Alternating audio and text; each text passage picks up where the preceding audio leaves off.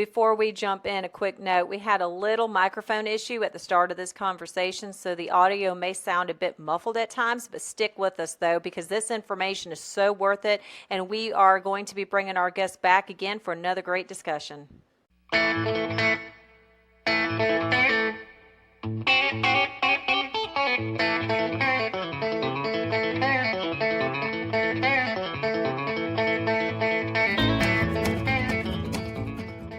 Welcome to the Florida Homesteader Podcast, where we bring the pages of the magazine to life, sharing all the stories, the skills, and the spirit of homesteading across the Sunshine State.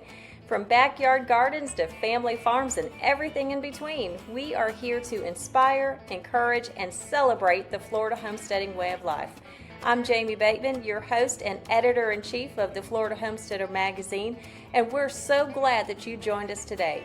So folks, go grab you some iced tea and let's jump into today's podcast chat.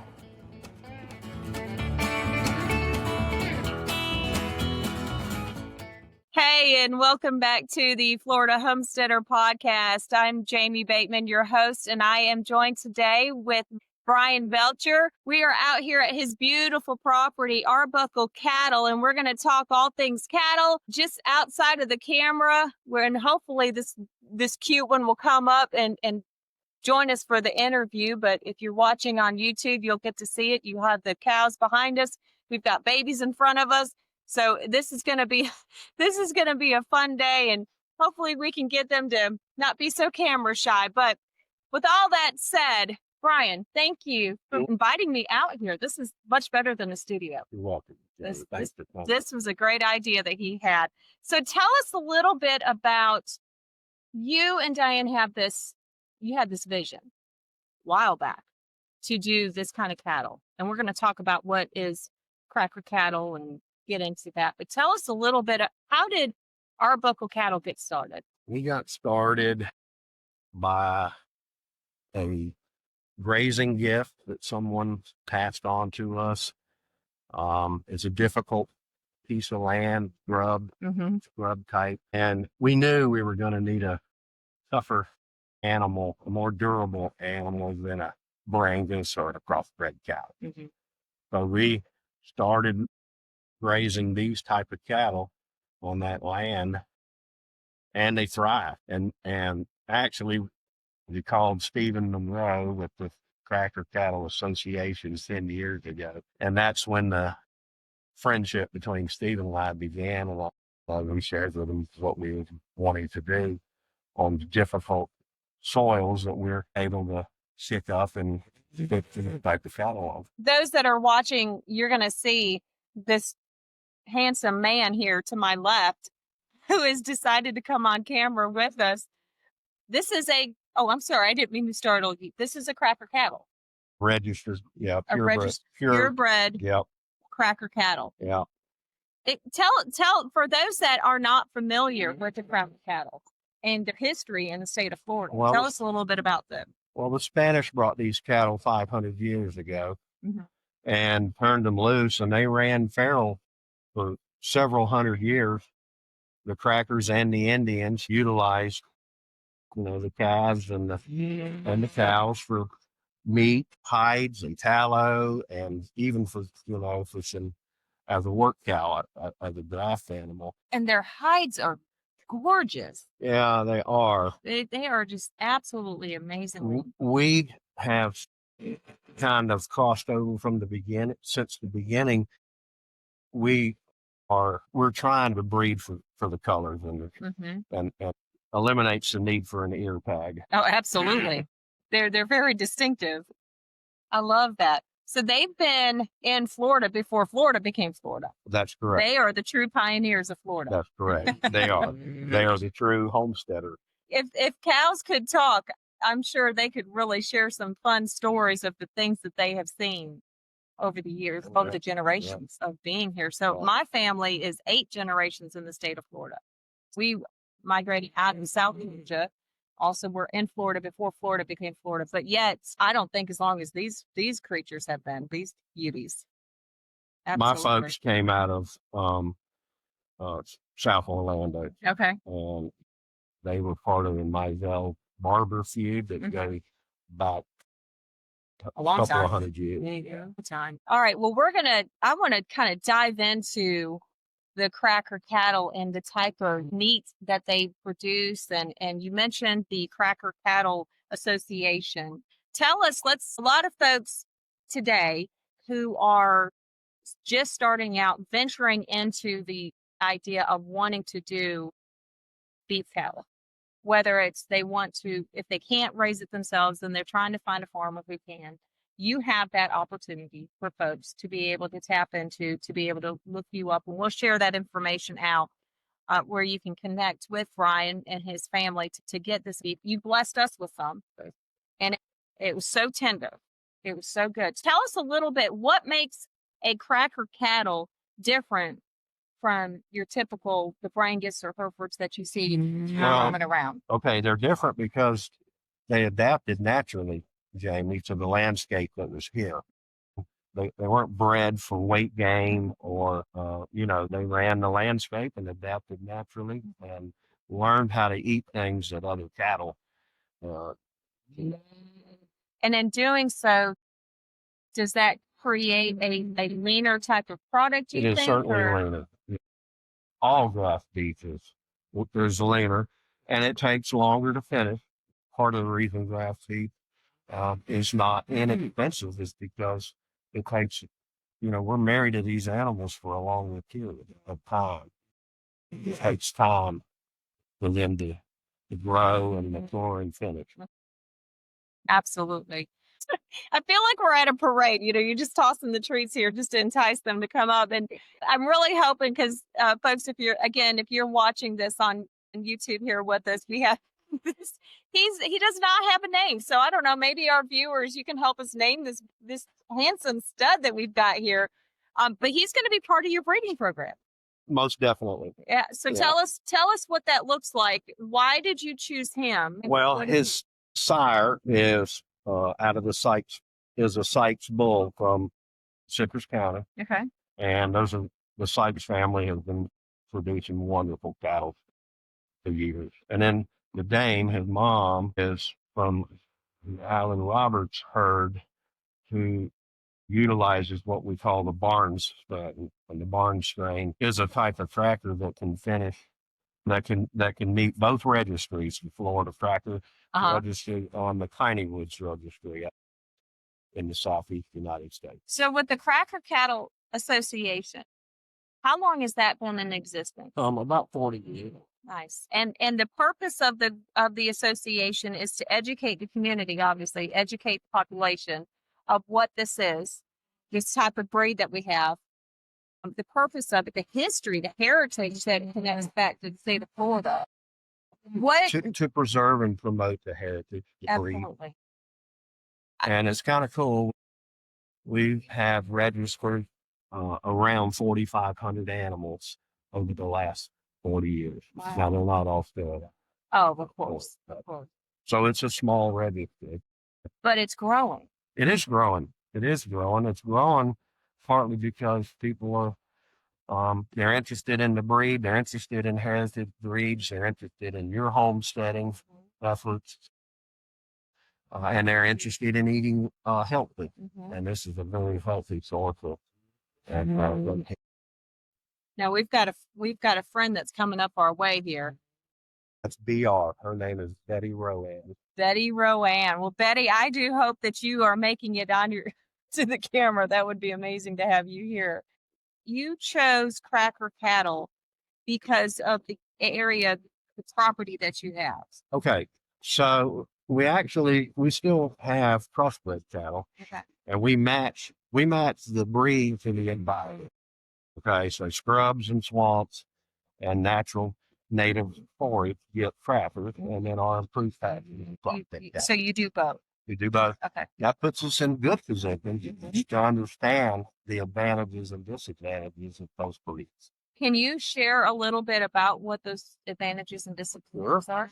One advantage, these cattle have great horns, and in areas where coyotes and dogs are an issue, you don't need donkeys to get these type of cattle. They have horns that can fit the coyote right back out of the calf. Wow. And they do so. I've seen it happen. dogs, and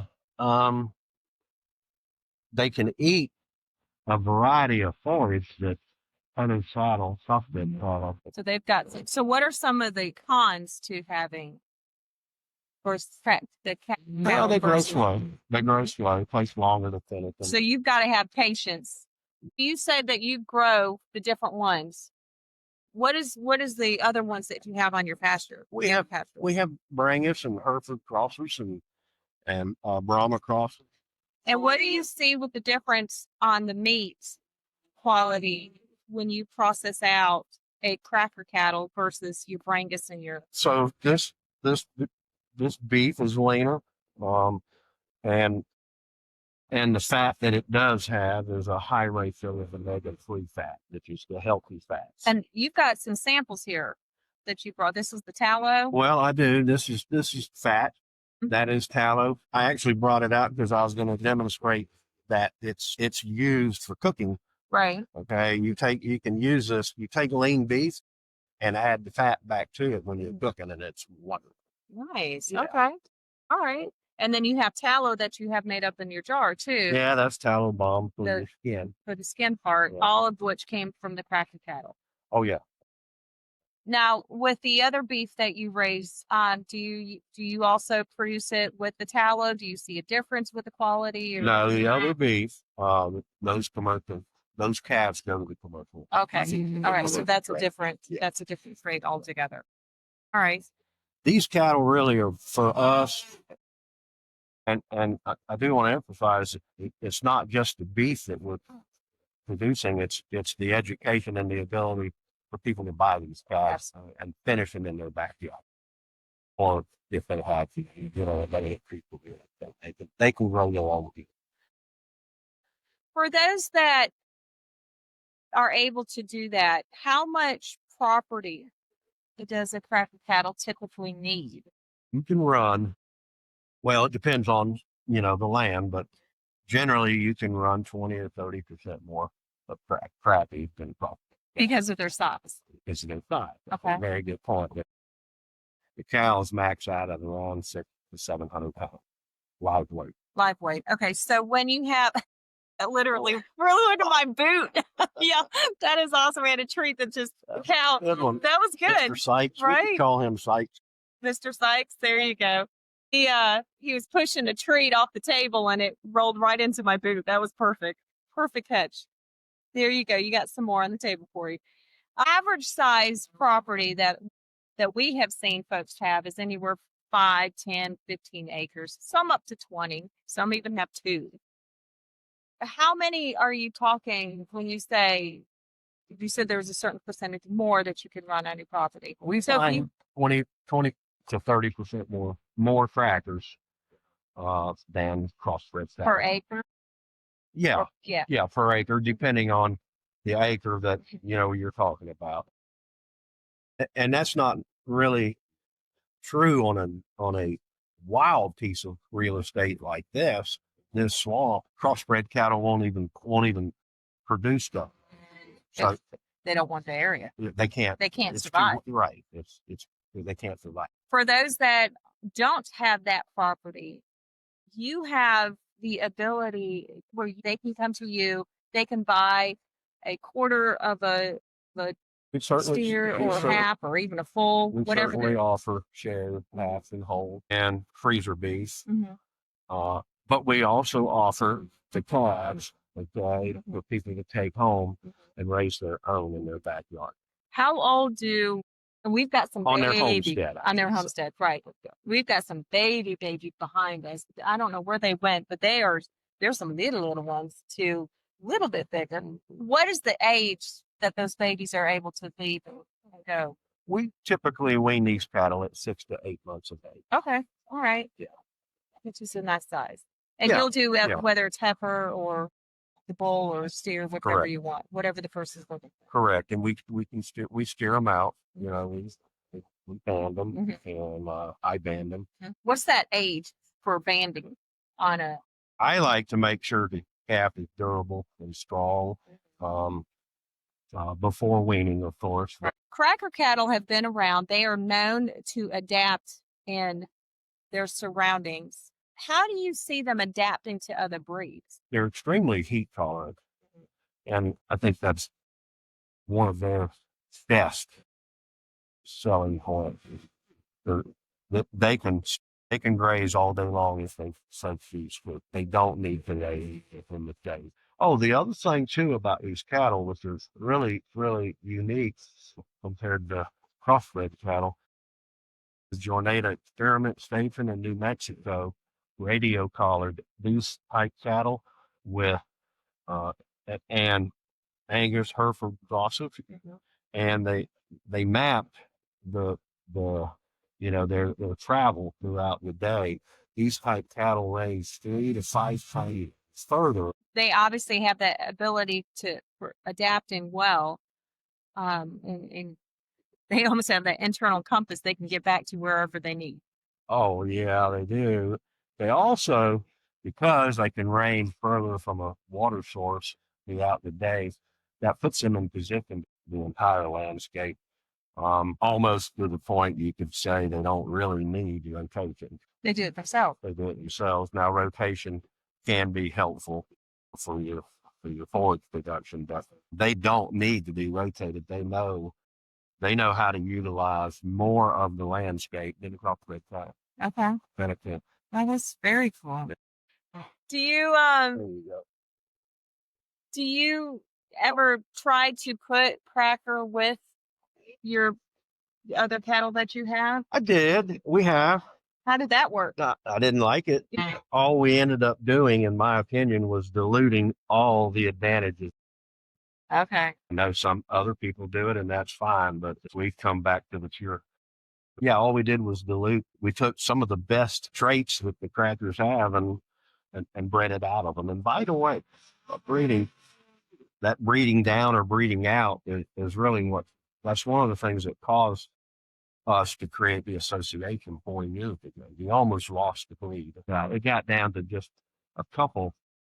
The population got down to just a couple of herds, and they were, they weren't big herds at that. And Joel Connor, the commissioner of agriculture at the time, urged those families to pull this thing together and breed, and they did. And they did. And the state today has 4 original herds, foundation herds, and Stephen Monroe and Joel Connor Jr. have been managing these managing the association for almost 40 years. Do you have a part in that association, though, correct? I do. I'm on the board. You're on the board. Yeah. And I have to say, I'm very honored. I was invited to come and share on homesteading at the banquet. So I'm very excited to be part of that opportunity and to meet more of the association. And so one other thing I want to mention about that crossbreeding, Livestock Conservancy, who is an association that is made up of all types of animals of heritage breed, of heritage descent. They have a on-staff vet, and he studied the DNA markers of these cattle and went back to Spain and the Andalusian Peninsula where they came from, and these cattle do not exist any longer. They got bred out. Is there any other place in the United States besides Florida that has this breed? Yeah, it's the same. The Spanish took these cattle, the cattle they were bringing, these cattle, they took them to all the Americas, North America. They adapted and became the Crackers cattle. The ones that went to Texas became the Texas Longhorns. Okay. The ones that went to Mexico and the desert. The deserts and the mountains became the Corrientes. Interesting. And then down in South America, you had several herds of these same cattle that tropically adapted to those environments. So this is a cousin to Longhorns. They are related. The Longhorn is a step up in size. Okay. And that's because the soil and the vegetation in Texas would allow a larger preying animal. Okay. Our soils, our natural soils in Florida that these cattle adapted to, are either it's sand very sandy soils. Or mud. That's either too wet or too dry. Mhm. Sometimes. Can you walk us through how you select cattle for processing? What does that look like?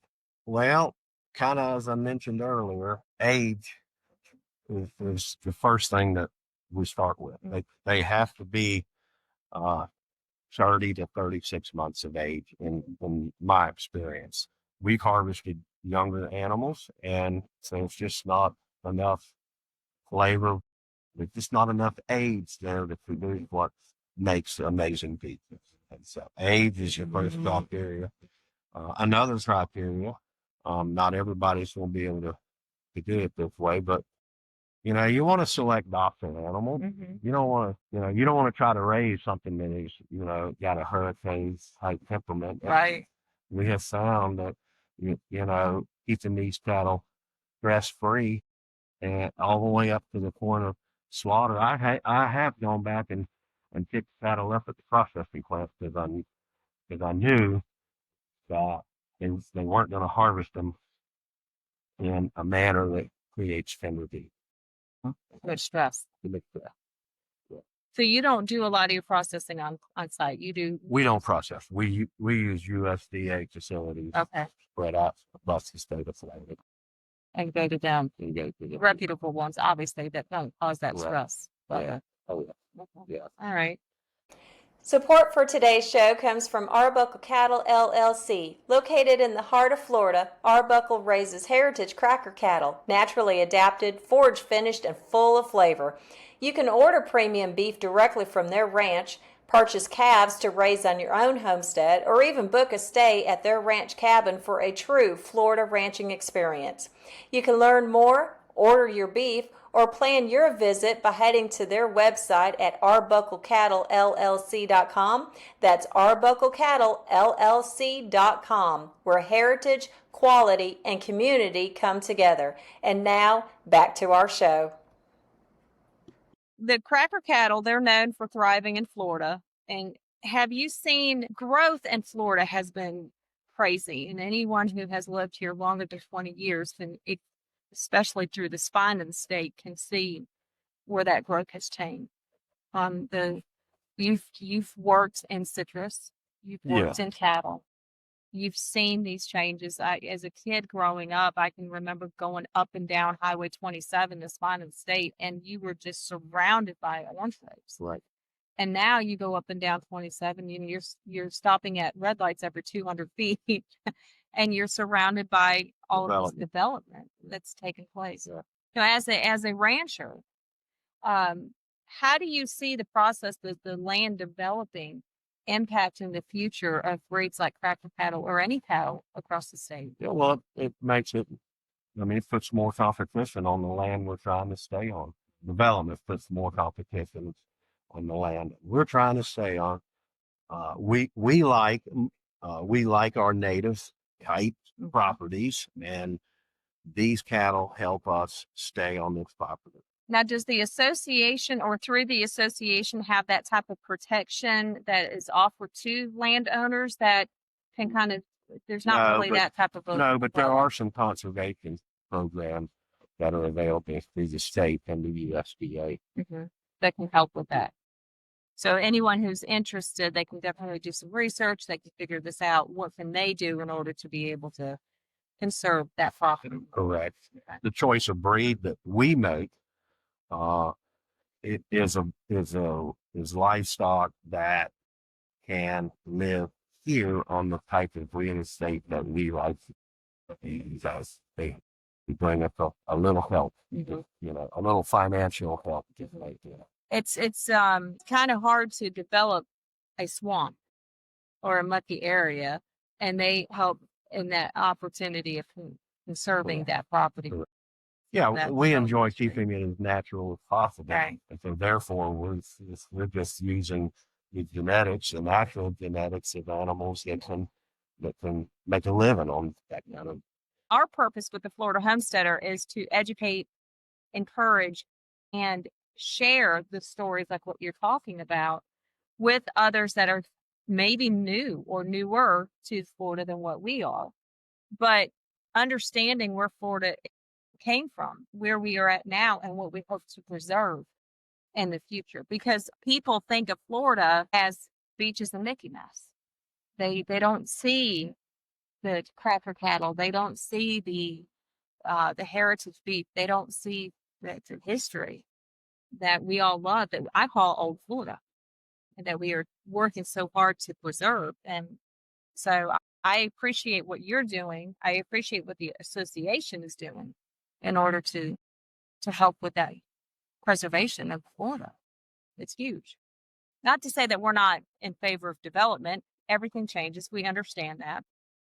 Have you seen farming or even homesteading over the years, seen that change here in the States?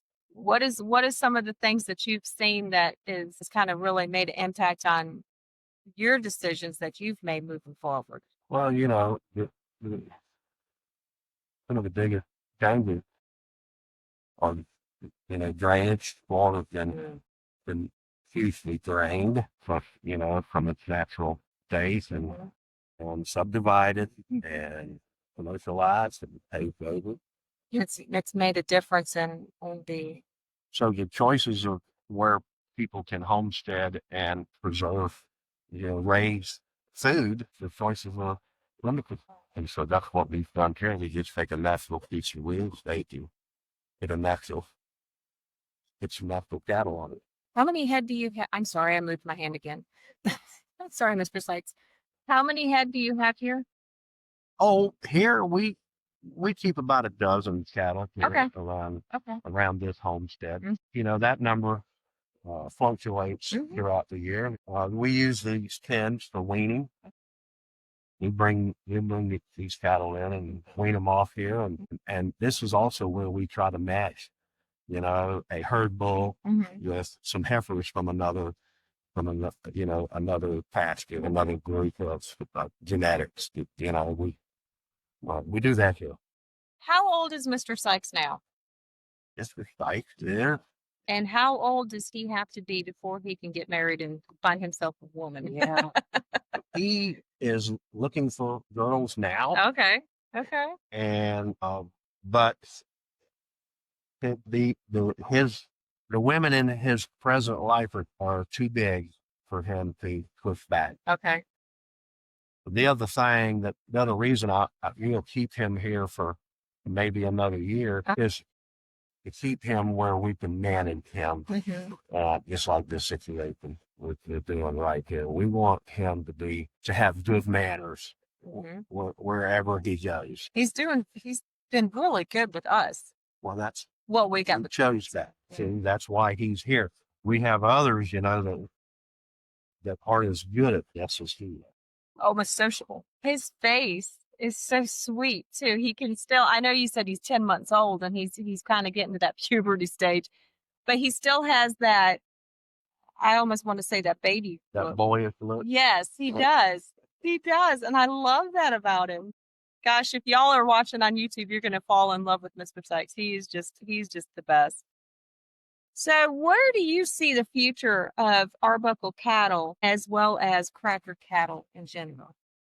I think cracker cattle in general fit, your homesteading efforts, our homesteading efforts that, people want to get closer to producing some of their own food and stay on their land. And that's the good fit.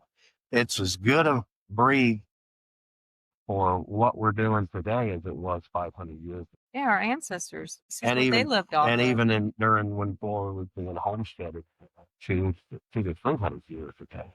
It was a good breed. It's not a breed for the feedlot. Right. They don't gain weight when, in feedlot situation.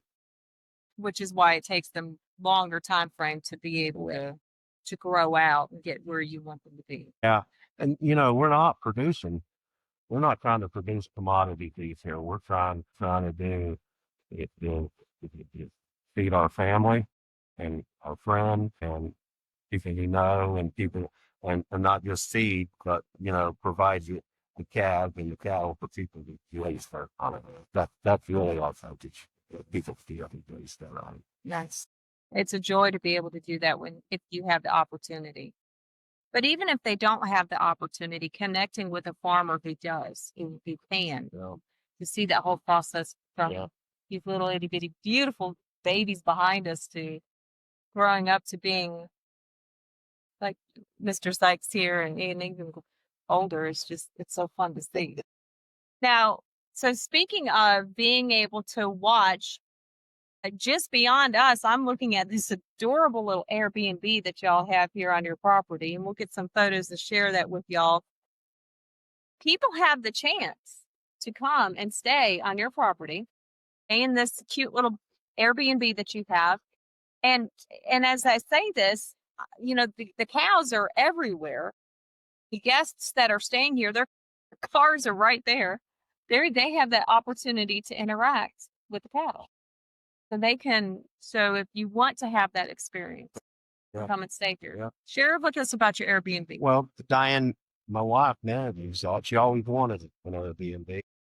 We've had this homestead has been on this property since the 40s.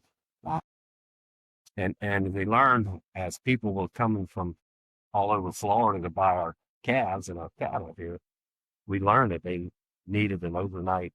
Some of them needed an overnight stay. So that's kind of how that got created. So if folks that are traveling at a greater distance to come and get some of that amazing beef from you, they have the chance they can stay in there and the cattle. That's true. That's true. Processed or live. They have the opportunity. They can stay at the Airbnb. We've sold a lot of calves that way. I bet. Yeah. I bet. That is a neat experience. And we can share that information, how folks can get in contact with you. Also, we can share that at the end of what that is. And we encourage y'all to check that out because it is a beautiful property. It's a beautiful site. And I know anyone who comes to stay will surely enjoy it. So you're really, by including the Airbnb, you're adding a agritourism component to your property. Yes, it is. We are agritourism. And you are a member of the Agritourism Association as well. We are a very supporting member. So yeah, I think that's going to be a larger part of homesteading opportunities is overnight stay for people. It's interesting. Diane does get lots of traffic from people that are crossing Florida back to South Florida. And rather than stay in a hotel, they'll connect with her for a 1 or 2 night stay. And it connects them back to the land. It gives them that opportunity to see. I think you asked Florida. what people experience here, and I'd say the biggest thing is nothing. Yes, that's true. And that's what they're looking for. You might get an occasional truck passing, pulling a boat, heading over to the boat ramp over here, but other than that, that's it. Yeah. They can walk the old tram road. That's an old railroad bed right there. Plenty of our visitors get out and walk the railroad down into the site where it terminated to a burned out bridge. Really? Yeah. I did not know that was out there. Yeah, that's a good place to sit. I know. You've done it. Very cool. So I would imagine you probably have some repeat guests that like to come back. We do. Yeah, we do. Diane has a good following. Mm-hmm. So. She's a sweetheart. She calls her place Baskin-Nathan, by the way. Does she? Yeah. I like it. Oh, it's perfect. It's absolutely perfect. It's underneath the oak trees. I mean, it is. And it's I have to say the paint color is perfect too because it doesn't stand out. It blends in with the area. That came from her design ability. She is a designer by trade. Well, the inside of it is done immaculately as well. She did an amazing job. I need her to come to my house. She's a trained designer, and she's still working on me. Well, you talked about fine wine before. It takes time for that fine wine. Right. That maybe that applies to you also. How did the idea come for y'all to have the cabin stay? Well, the cabin was already here, and my kids nearly grew up out here. And so we've stayed there hundreds of times ourselves. And so having that and then bringing the tracker cattle in, it was just, and then connecting with potential customers and buyers. You are obviously having a good time. Yeah. Every time I see you, if you want to see Bryan smile, you bring up Cracker Cattle, and he's going to have the biggest glow on his face. Yeah. You love it. We do love it. It's completely different than managing citrus and groves, which, has afforded this. Thank God. But there's so many inputs that go into a citrus operation, so many dollars and inputs and chemistry, almost none of that managing these type of cattle. I mean, that's the complexity. You get enough word out, I think there's going to be, I'm curious to see how big of a boom we start getting with folks that are wanting to go back to, I say go back because of the fact that they have been around for so long. They may never have participated in growing cattle before, but still. You don't even have to fertilize a scrub or a swamp. No, nature does it itself. Well, and we don't herbicide. In fact, we encourage the diversity of that vegetation that actually adds flavor to the beef. I was reading an article of a gentleman who has 30 plus years in gardening. And one of the things that he said was he does not do a lot of pesticides. Actually, he doesn't do any pesticides. And the way he grows his ground is, he said he got looking out into the woods one day. And he said, you look out into the woods, you're going to see so much forage. You're going to see so much vegetation. Nobody's out there making it look that way. Nobody's adding treatments or adding fertilizer or adding anything. Nature is doing it. God created nature to do what it's doing now. So over time, the ground, the trees rotting and it gives back to the soil and everything. So he actually adapted his garden to do that and has been flourishing ever since. So encourage your homesteaders to choose a breed or some plants that fit that environment. And they can help. Don't try to take the environment and make it fit your choice of lifestyle. I like that. I like that. We're blessed that we found these cattle. I mean, it's like, wow, look at this, put them out here. Y'all go, y'all do it. Do what you were created to do. Yeah. In the beginning, I did some things with them that just didn't notice. And it was like, look at this, like chopping and mowing and, working the field. It's pretty hard. And the more some of that native stuff grew back, the better the cattle thrive. Yeah, absolutely. To the breed to fit. So why do you feel like it's important for Floridians to support local ag? Helps us stay here. I can't eat all these cattle myself. You don't have enough freezer space We've for had all these plenty. cattle. We've had plenty. I love that. That is Thank funny. God for Metamucil. What kind of advice would you recommend to somebody who is just starting out, just starting to find some property? Whether you're wanting to farm, homestead, what does that look like? What kind of advice can you give to somebody? Yeah, it's the same thing we've been saying. Choose a breed, choose a plant, that naturally fits your environment. Do you research? Your sand, your scrub, your swamp, your pine flatwood, whatever it is, your improved pasture. Put a breed there that, capable of doing well, on that environment. That's my good guess. You kind of learned that a long time ago with oranges, put your scion on a rootstock that was designed for that real estate. Well, same with the livestock. Put the right breed there. That's number one. What do you wish more Floridians would understand about supporting local beef and also heritage farming? Yes, Jamie, we're not producing commodity beef. We're just trying to feed ourselves and our friends. If you want to raise your own food, for whatever it costs, this is one way to do it. And understanding where they came from. Understanding where your food comes from is a huge impact. This breed we don't use any growth hormones. They rarely get sick, these cattle. You know, they didn't get vaccinated for 400 years, and they did pretty good. Obviously, They they did. They did pretty good without it.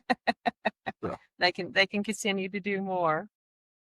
So we've talked a lot about farming. You have, and we didn't even tip the I don't think the iceberg on your skills, what you've done. You mentioned we've dabbled a little bit in citrus and all, but I've got to ask you if what would be one homesteading skill that you would like to learn? Yeah, well, we are learning it, and it's utilization. Okay. How to utilize the product.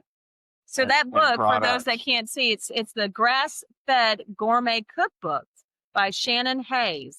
That's neat. Oh, it's a great book. Here, I give that to you.